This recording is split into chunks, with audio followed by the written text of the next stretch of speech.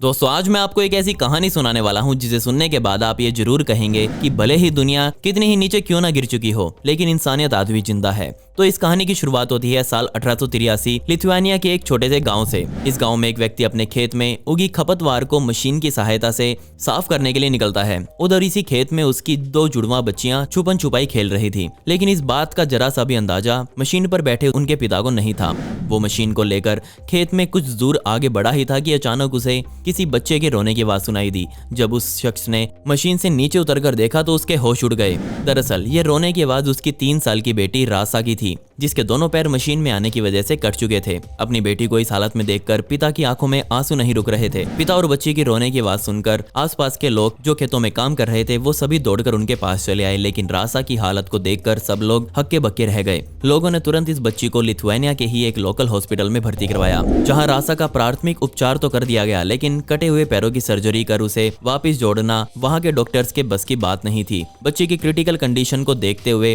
उसे मॉस्को ले जाने का फैसला किया गया, लेकिन जहां इसके लिए प्लेन का इंतजाम भी कर लिया गया। इधर मॉस्को में मौजूद रामाजी की फोन पर घंटी बजी और उन्हें रासा की इस हालत के बारे में बताते हुए ये पूछा जाता है कि क्या वो इस छोटी सी बच्ची की पैरों की सर्जरी कर सकते हैं। डॉक्टर रामाजी अभी 12 घंटों तक भी ऑपरेशन थिएटर में थे और सर्जरी करके जस्ट बाहर ही निकले थे, लेकिन रासा की हालत के बारे में सुनकर वो मना नहीं कर पाए और सर्जरी के लिए हाँ कर दी। लेकिन यहाँ एक नई समस्या आ गई। दरअसल जैसे ही प्लेन आधे रास्ते में पहुंचा तो अचानक उन्हें याद आया कि वो बच्चे के कटे हुए पैर तो वहीं हॉस्पिटल में भूल आए। इसके लिए आधे रास्ते से ही प्लेन को वापस मोड़ा गया, लेकिन समस्या ये थी कि इतने लंबे समय तक पैरों को संरक्षित कैसे रखा जाए।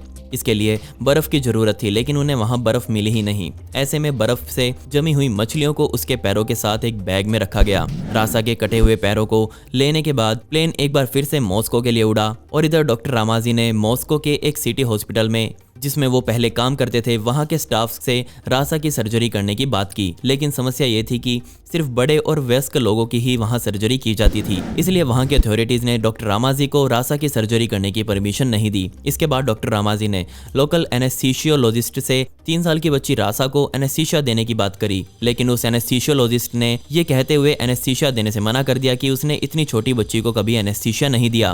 डॉक्टर रामाजी को हर जगह से ना सुनने को मिल रहा था, लेकिन उस छोटी सी बच्ची रासा को फिर से ठीक करने के लिए वो कोई कसर बाकी नहीं छोड़ना चाहते थे। इसलिए रामाजी ने अपने इंस्टीट्यूट की बिल्डिंग में बात की, लेकिन वहां से भी उन्हें ना ही सुनने को मिली। रामाजी को अब बस ये समझ नहीं आ रहा था कि आखिर वो रासा की सर्जरी करे तो कहां करे, क्योंकि जहां भी उन्होंने ट्राई किया था वहां से उन्हें ना सुनने को मिल रहा था। और हार कर उन्होंने फिलाटोव हॉस्पिटल में कॉल किया। फिलाटोव हॉस्पिटल रशिया के लीडिंग चिल्ड्रन हॉस्पिटल में था। डॉक्टर रामाजी के वहां कॉल करने पर कॉल पर मौजूद स्टाफ ने चुटकी लेते हुए कहा कि हमारे पास अंगों को शरीर से अलग करने के उपकरण ही नहीं है और आप सर्जरी कर पैरों को जोड़ने की बात कर रहे हो। लेकिन रामाजी के काफी ज्यादा कहने के बाद फिलाटोव हॉस्पिटल ने उसे अपने यहाँ रासा की सर्जरी करने की अनुमति दे दी, जिसके बाद तुरंत डॉक्टर रामाजी ने रासा की मिनिस्ट्री हेल्थ केयर में फोन किया और रासा की गंभीर हालत बताते हुए 2 एनेस्थीसियोलॉजिस्ट को उनकी मदद के लिए फिलाटोव हॉस्पिटल में भेजने की मांग की। रामाजी की ये मांग मान ली गई और उनकी मदद के लिए मॉस्को के 2 चीफ एनेस्थीसियोलॉजिस्ट को भेज दिया गया। इनमें से एक बाल रोग विशेषज्ञ भी था।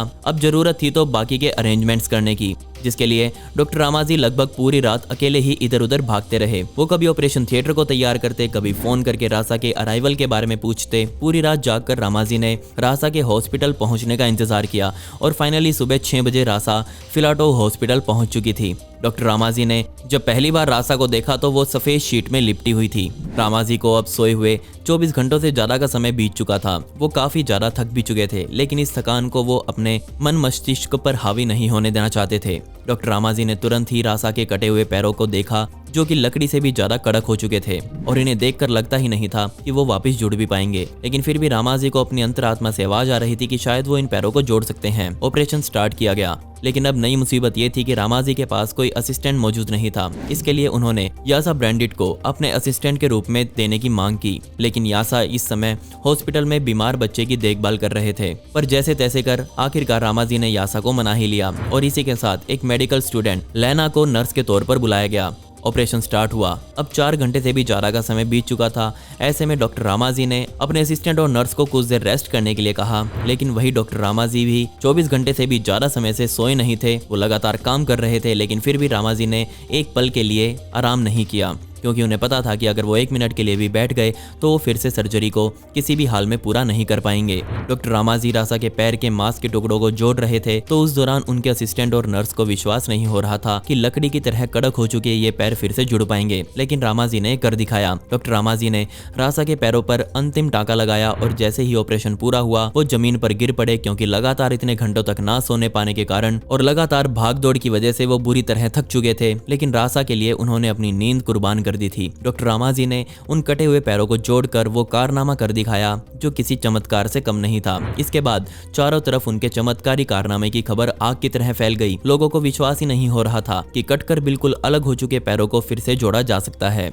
इसके बाद रामाजी के लिए बधाइयों के संदेश आने शुरू हुए। हालांकि इसे देखकर फिलाडोव हॉस्पिटल के डॉक्टर कुछ हद तक बौखला भी गए और उन्होंने यहाँ तक कह दिया कि रामाजी ने तो रासा का केवल एक पांव जोड़ा था, बाकी का बचा हुआ पांव तो उनके हॉस्पिटल के सर्जन ने ही जोड़ा था। लेकिन रामाजी मीडिया के सामने आए और उस सर्जरी की पूरी स्थिति साफ की और इसके बाद रासा को फिलाडोव हॉस्पिटल से छुट्टी दे दी गई। हालांकि इसके बाद लिथुआनिया के एक लोकल हॉस्पिटल में रासा को काफी दिन गुजारने पड़े। डॉक्टर रामाजी का रासा के प्रति लगाव और दरिया दिली का अंदाजा आप यहीं से लगा सकते हैं कि रासा को लिथुआनिया रेफर करने के कुछ दिन बाद वो खुद भी लिथुआनिया पहुंच गए और रामाजी खुद रासा की अच्छी तरह से देखभाल करने लगे। उसे एक पिता की तरह गोद में लेकर वो बैठ जाते, उसकी मरहम पट्टी करते। जब रासा पूरी तरह से ठीक होकर पहली बार चली तो उसे देखकर रामाजी की आंखें नम हो गई। जिस चीज के लिए उन्होंने इतनी मेहनत की थी वो आखिरकार उसमें सफल हो चुके थे। फाइनली रासा अब बिना किसी मदद के खुद के पैरों पर चलने लगी थी।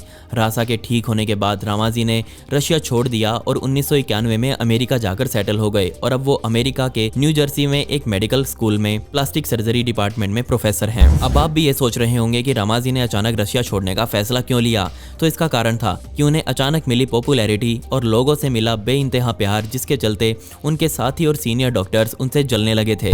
लेकिन डॉक्टर रामाजी अपने काम से बेहद प्यार करते थे और लगातार अपना काम अच्छे से करते रहना चाहते थे, जिसके चलते उन्होंने रशिया छोड़ दिया।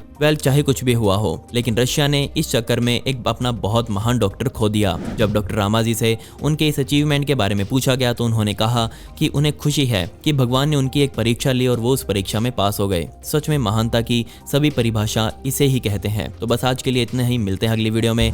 Thanks for watching this video. Subscribe to Facts factory.